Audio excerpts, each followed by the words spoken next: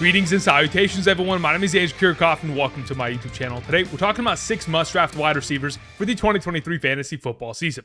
Now, the last time I spoke about must-draft wide receiver options, it was in regards to experience leading to success in fantasy football, as we were talking about 6 wide receivers going from their rookie season to their sophomore campaign, and how much of a statistical boost they were going to receive based on the history of wide receivers going into year 2. Now, on today's episode, we're cutting out all the cute stuff, and I just want to talk about stud wide receiver options, players who I believe can all outproduce their current ADPs going into the 2023 season, players who are often overlooked, guys such as AMON-RA St. Brown, Deontay Johnson, Calvin Ridley, Mike Williams, Chris Godwin, and Jordan Addison. Yes, even a rookie. So before I get into talking about all the statistics I've gathered this offseason to give me confidence and justifies the reasons as to why I believe these 6 wide receivers are must-draft options going into the 2023 season, a couple of reminders. First and foremost, if you guys haven't yet already, be sure to subscribe to the channel. We're making daily fantasy football content for the entirety of the 2023 season with the singular goal of trying to help you win a fantasy football championship. Now, besides the videos, whether it be must-draft, draft strategies, strength of schedule, tier lists, etc. All these videos with the singular purpose of trying to give you as much information as possible so you can make the most informed decisions come draft day. Now, for those of you who want additional content besides the videos on the channel and the live streams, be sure to travel down to the description of the video and check out Underdog Fantasy. At this current moment in time, if you sign up using code Andrew and make a first-time deposit minimum of $10, not only are you going to get a first-time deposit match, you're going to get my 2023 fantasy football draft guide and rankings. The draft guide is hundreds of hours of data that I've collected this offseason that explains my methodology as to how I approach positions and when I draft them and how I value them going into the 2023 fantasy football season, and additionally gives you guys statistics that back the reasons as to why I approach accordingly. Now, on top of it, the rankings that are included with this overall draft guide are updated weekly, are by position, quarterback, running back, wide receiver, tight end, kicker, and defense, by tier, and additionally is 4-point per passing touchdown, 6-point per passing touchdown, half PPR, full PPR, with top 200 flex.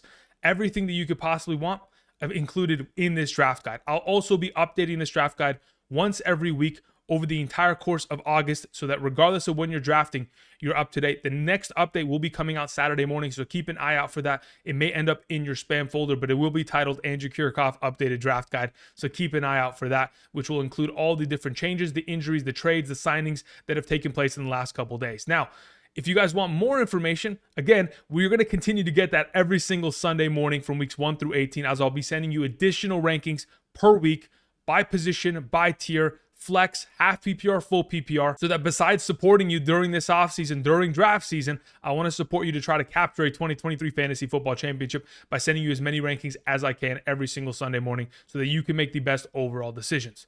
All of that included. Just got to go ahead, use code Andrew, sign up today, make a minimum deposit of $10. For those of you who are wondering if you're eligible, the map to the right side of the screen gives you an indication. Draft responsibly via Underdog Fantasy. Thank you very much. All right, let's get into talking about our must-draft wide receivers, beginning with the first one that I wanted to mention. It is AMON-RA St. Brown. I'm pretty sure you're all aware that you should be drafting AMON-RA St. Brown if given the opportunity.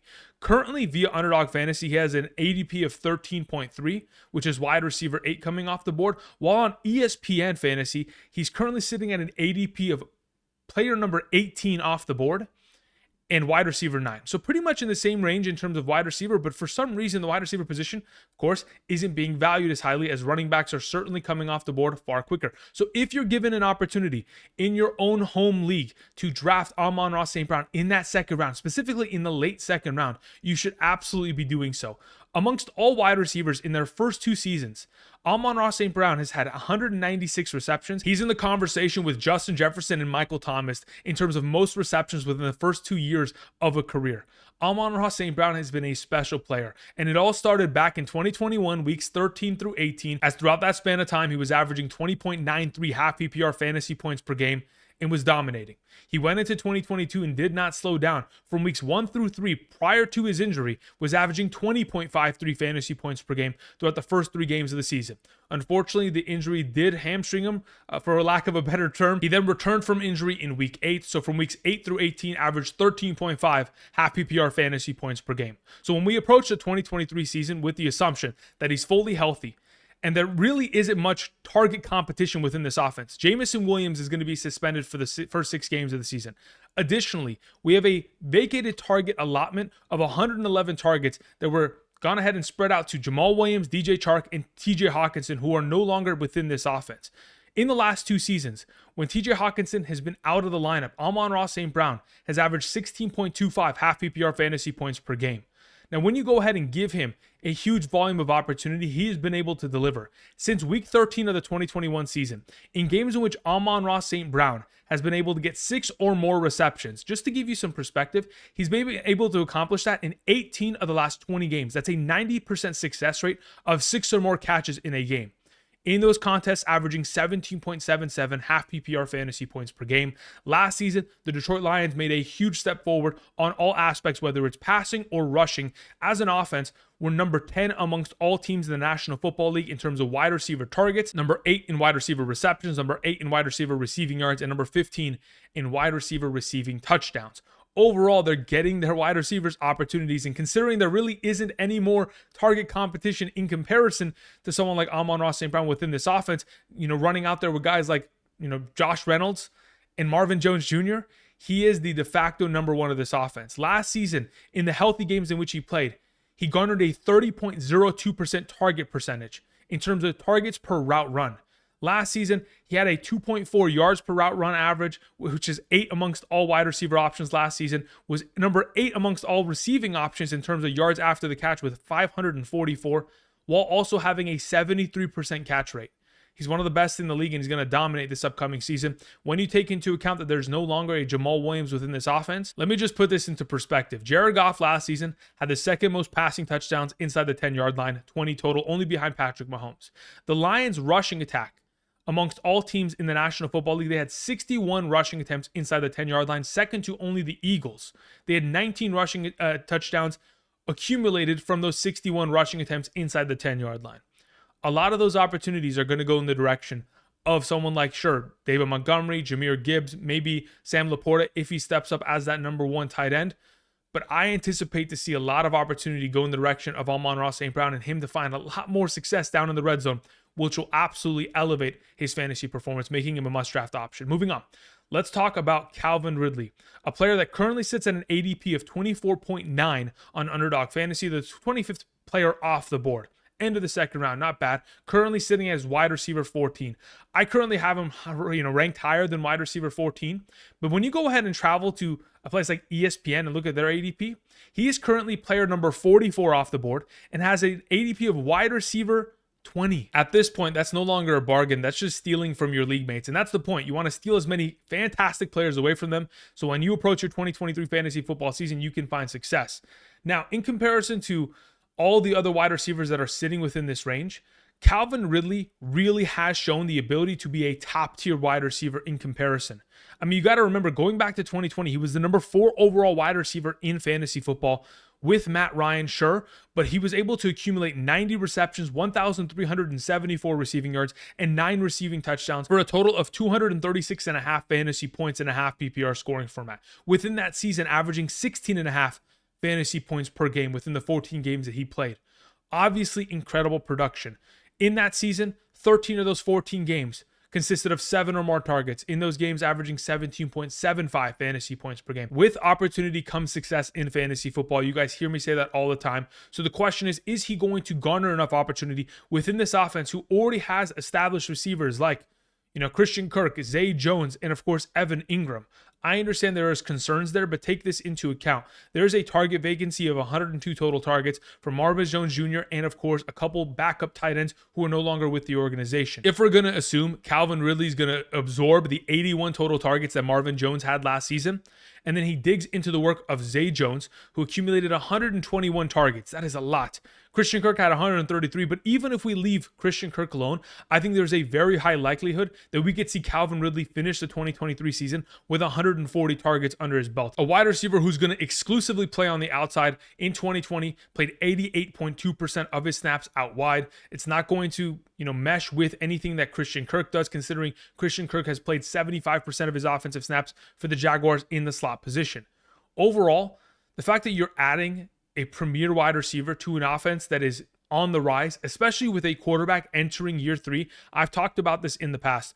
Quarterbacks who have gotten elite wide receiver options going into year 3. We're talking about Dak Prescott getting Amari Cooper, Jared Goff getting Brandon Cooks, Josh Allen getting Stephon Diggs, Jalen Hurts getting A.J. Brown, Tua Tagovailoa getting Tyreek Hill.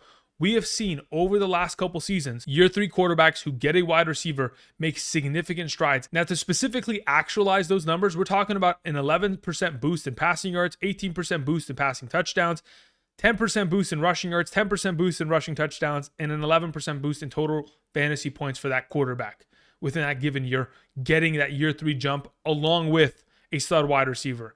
There is a perfect community of options available for Trevor Lawrence, but by far and away the most talented receiver in that offense is Calvin Ridley. He's going to be a fantastic option this season. Moving on, let's talk about the thumbnail for today's episode is DIONTAE Johnson. Currently sitting at an ADP of 55.2 Underdog Fantasy, wide receiver 29, while on ESPN Fantasy, the 64th overall player taken off the board and wide receiver 27. So despite the fact that he is being drafted later, he is ranked as a higher wide receiver overall on ESPN. But I just want to give you guys an understanding as to why I trust DIONTAE Johnson more than just about any other wide receiver in fantasy football. I've said it in regards to AMON-RA, St. Brown, and Calvin Ridley already on today's episode. Opportunity leads to success in fantasy football. When you are given a boatload of streamlined targets, it is going to lead to your success. Last season, amongst all wide receivers in the league, DIONTAE Johnson had the 6th most targets. He was tied with Garrett Wilson with 147 total targets. That is the 3rd consecutive season in which DIONTAE Johnson has seen 144 or more targets within this Pittsburgh Steelers offense. And you're going from, seasons with Big Ben now to Trubisky / Kenny Pickett, and then hopefully this upcoming season, all Kenny Pickett all the time. But the reason why DIONTAE Johnson was such a disappointing, performer last season overall was the fact that despite his 147 total targets, he had 0 receiving touchdowns. 0. 147 targets leading to 0 receiving touchdowns. It is quite literally unheard of. So I went ahead and did a little bit of digging just to see how unheard of it is. I went back all the way to 2009 and couldn't see a single wide receiver who has had 130 or more targets within a single season have 0 touchdowns. I mean, quite frankly, it has never been done before. It is an outlier, and that's how we have to look at this as we approach the 2023 season. It reminds me a lot of Miles Sanders in 2021, where he had 0 rushing touchdowns in the 12 games that he played, and in last season, absolutely dominated, in which he had double-digit touchdowns and was the number 1 running back for the Philadelphia Eagles offense. Going into this upcoming season, yes, there's going to be a boatload of targets going in the direction of DIONTAE Johnson. He will find the end zone, as when I look back all the way to 2013, so the past decade of wide receivers who accumulated 130 or more targets, they averaged about 7.8 receiving touchdowns per season. So don't worry about last season's outlier. Now, going into the 2023 year, we've already seen some glimpses of DIONTAE Johnson, specifically week 1 of the preseason, as the first team offense of the Pittsburgh Steelers came out. The first 5 passes that Kenny Pickett launched out of his arm, 3 of them went in the direction of DIONTAE Johnson. 3 targets, 3 catches, 32 yards, just within the first 5 passing attempts. That in itself leads me to believe we're going to continue to see a lot more DIONTAE Johnson getting targets and finding himself fantasy success. Now, last season, in the 10 healthy games in which Kenny Pickett played with DIONTAE Johnson, Kenny Pickett targeted DIONTAE Johnson 8.5 times per game on average, which obviously didn't lead to much success considering Kenny Pickett wasn't the most accurate quarterback. But overall, in terms of a 17-game pace, that's 145 total targets, which is pretty much what DIONTAE Johnson has been comfortable with. Like I mentioned earlier, he has had 144 or more targets in each of the last 3 seasons. And Matt Canada, the offensive coordinator of this team, is going to continue to stockpile targets in the direction of the best wide receiver within this offense, who is one of the better route runners within the league and is often kind of overlooked in that regard. I think with Kenny Pickett's taking steps forward going into this upcoming season, being healthy, and hopefully improving that 62.7% passing completion percentage this upcoming year, we should see DIONTAE Johnson get back to his former self of potentially being a top 24 wide receiver. I'm not guaranteeing he's going to end up there, but I certainly believe that he could absolutely outproduce the current ADP of the number 29 wide receiver off the board via Underdog Fantasy. I absolutely believe he is capable of being able to surpass that number, especially when you take into account that last season, the Pittsburgh Steelers had 11 passing touchdowns as a team, last in the National Football League, and was the fewest since 2020, comparison to the New England Patriots, who only had 10 passing touchdowns in that given year. Cam Newton and, of course, Jared Stidham that year, Brian Hoyer. It was a mess, but nonetheless, This is the fewest passing touchdowns besides the New England Patriots in 2020 we have seen in the last 5 seasons. The offense will absolutely be taking steps forward, and Diontae Johnson will certainly benefit off that. All right, let's move on to Mike Williams, the next wide receiver I wanted to mention on today's video. So here's the thing about Mike Williams. Despite the fact that his current ADP via Underdog Fantasy is at 43.8, wide receiver 23 off the board, via ESPN, it is number 66 overall and wide receiver 28. So again, you can find another discount there. But we know that Mike Williams is inconsistent. I know it. I'll go ahead and be the first one to say it. Mike Williams is an inconsistent receiving option in fantasy football. Yet, he has proven to us that he has upside. Back in 2021, finishing as a top 10 wide receiver in fantasy football. I mean, even when you look at last year's success, outside of the injuries that he was dealing with, from weeks 1 through 7, averaged 12.3 half PPR fantasy points per game throughout that span of time, was the number 9 overall wide receiver in fantasy. And then you look at weeks 14 through 17, after returning from the injury, averaged 12.95 half PPR fantasy points per game, and was the number 15 overall wide receiver throughout that span of time. There has been a lot of success that we have witnessed from Mike Williams and that we'll continue to see going forward. This is a wide receiver that, when given opportunity, 6+ targets last season, was averaging 14.02 fantasy points per game. Again, was given 6 or more targets in 9 out of the 11 games, which is an 82% rate. Overall, when you look at this offense for the Los Angeles Chargers, if you have a healthy Herbert, healthy offensive line, and now healthy Mike Williams going into this year, I know a lot of people look at him and think, hey, he's always injured. He's always finding himself injured. Outside of his rookie year, again, he did miss a considerable amount of time there, but 2018 played a full season. In 2019, 2020, and 2021, only missed 1 game in each of those 3 seasons, and last year missed 4 games. Sure, it happens. It is just the nature of the sport, but he's not injury prone more than anybody else in this current position. So when we take into account a fully healthy offense and an elevated offense at that, bringing in Kellen Moore as our offensive coordinator in comparison to having Joe Lombardi in the past, we're talking about Kellen Moore, who since 2019, wide receivers for the Dallas Cowboys have been targeted the 7th most times, which led to the 5th most receptions, 3rd most receiving yards, and 7th most receiving touchdowns at the position. I think there's a very good potential for upside, and especially when you're running 11 personnel predominantly, you're going to see 3 wide receivers on the field. So it will be Mike Williams alongside with Keenan Allen and Quentin Johnston. Quentin Johnston's going to have to learn. He'll probably have to split some snaps with Joshua Palmer, but eventually we're going to witness Johnston take another step forward. But until then, until the future seasons of the Los Angeles Chargers, 2024, 2025, Mike Williams is going to be the de facto number 1 outside receiver. He's going to get the deep receiving targets, and he's going to dominate in doing so. He's proven that going back to 2021, had the 10th most targets of 20 or more yards down the field, which led to the 5th most receiving yards and 3rd most touchdowns in terms of targets 20 or more yards down the field. We know that Justin Herbert is capable of uncorking a couple deep balls, but unfortunately in the last couple years, the offensive coordinator really didn't set him up for that as he was continuing to check it down aggressively. I think this year they'll unlock the offense, and with a healthy Mike Williams, find a lot of fantasy success. Moving on, let's talk about Jordan Addison, a rookie wide receiver. Via Underdog Fantasy, he's currently wide receiver 37, coming off the board at 70.6. In comparison to ESPN, ADP of 108. Again, there's a huge difference there, but I think when we look towards Underdog Fantasy, there's a lot more sharper drafters in comparison who really understand the value of Jordan Addison going into this upcoming year. He was the 23rd overall pick of the 2023 NFL Draft, a first-round selection. Since 2018, of all the wide receivers selected in the first round who have played 16 games within their rookie year, they have averaged 116 targets, 74 receptions, 1,016 receiving yards, and 6 receiving touchdowns. 8 of the 10 wide receivers who were able to accomplish that, again, that's 16 games within their rookie season while being a first-round selection. 8 of those 10 wide receivers finished as top 36 within the wide receiver rankings in their rookie year. I think there's a very good opportunity for Jordan Addison to take advantage of the absence of someone like Adam Thielen, jump into this offense and immediately make an impact opposite of Justin Jefferson. There's a reason why they spent first-round draft capital on the wide receiver out of USC. And the reason why I want to mention USC is because we have seen a lot of wide receivers come off draft boards, specifically last season, Drake London, a first-round wide receiver out of USC, found himself a lot of success, was the wide receiver 35 his rookie year.